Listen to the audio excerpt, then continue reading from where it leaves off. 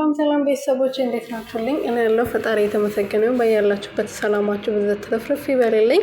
ዳጣ አዲስ ተከታታይ ድራማን ይዤላችሁ መጥቻለሁ። ክፍል 1 እንግዲህ ዛሬ ተለቋል።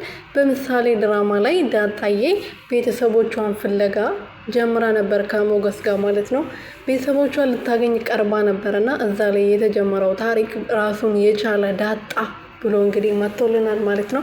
አሪፍ ድራማ ነው፣ በጣም ደስ የሚል ማለት ነው። ዳጣዬ እንግዲህ ምሳሌ ላይ ራሱ ከመጣች በኋላ ፈታ የምታረግ የምታዝናና፣ ቁም ነገር ላይ ቁም ነገር የምትውል የምታዝናናበት ቦታ ላይ ደግሞ የምታዝናና ልጅ ናትና እዚህ ጋርም ደግሞ በጣም የምታዝናናና ደስ የምትል ልጅ ማለት ነው። በጣም ነው ደስ የምትለው። ድራማውን በደንብ ይዩት እንዴት እንደሚያጓጓው ማለት ነውና እዛ ላይ መታለች። ቤተሰቦቿን አግኝታለች። አባቷ ባያምንም ከዚህ በፊት ልጅ ጥሎ እንደነበረና እሱ ባይጥልም ወንድሙ እንደ ጣለ ትዳሩ እንዳይበጠበጥ ብሎ ልክ እሱ ከስራ ሄዶ ከስራ ሲመለስ በስህተት የተፈጠርሽ በአንድ ሌሊት የተፈጠርሽ ልጅ ነበርሽ እና በእኔ ስራ ሄጄ ስመጣ ትዳሬ እንዳይበጠበጥ ብሎ ወንድሜ ነው ወስዶ እዛ የጣለሽ።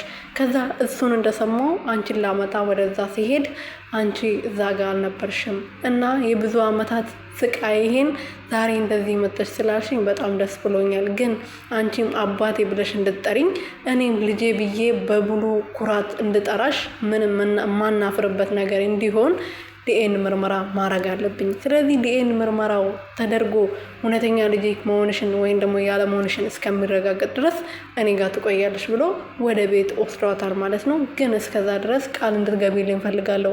እኔም አባትሽ አይደለሁም፣ አንቺም ልጄም አይደለሽም፣ እህቶቼ ምናምን ማለት የለብሽም ዲኤን ምርመራው እስከሚደረግ ድረስ ብሎ ተስማምቶ ነበረ የሄዱት ማለት ነው።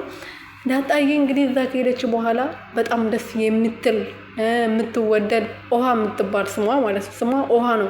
ልክ እንደ ውሃ ቅልጥ የምታረግ እህት አላት። ሌላ እህትም ደግሞ ስሟ አያዝም እና በጣም የምታስጠላና ለሰው ልጅ ክብር የሌላት አለች። እሷም ደግሞ እናትየም ደግሞ ወይዘሮ ማርታ ምንም አልወደደቻትም። ማነች እቺ ልጅ የማንን ዱርዬ ቤት እያመጣ ታስቀምጣለህ ብላ እየተሳደበች ነበር። ባልየው ግን እኔ ለትንሽ ጊዜ እዚህ መቆየት አለበት ብያለሁ ብሎ ነግሯታል። እሷም ደግሞ የባሏን ቃል ስለምታከብር እሺ ብላ ተስማምታለች። ልጅቷ ግን ያቺኛው እህት ተብዬዋ ምንም አልወደደቻትም።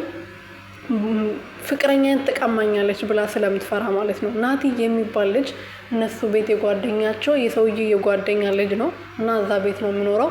ልጅቷ ደግሞ እሱን በጣም ታፈቅረዋለች።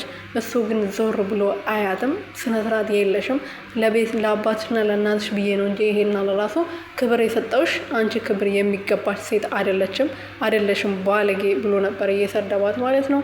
ዳጣዬ እንግዲህ ቤተሰቦቿን አግኝታለች ብዬ ተስፋ አደርጋለሁ። እህት ስላገኘች አባት ስላገኘች እናትየዋ ባትስማማም የእንጀራ እናቷ ናት እና የሆነች ሰራተኛ ደግሞ አለች እናንተ እዛ ቤት ውስጥ እና ሰራተኛዋ ልክ ዳጣ ስታያት በጣም ነበር የደነገጠችው። ክው ብላ ነበር የቆመችው እና ይመስለኛል የዳጣ እናት እሷ ትመስለኛለች። በሰራተኝነት እነሱ ቤት እየሰራች ነው የሚመስለኝ ማለት ነው።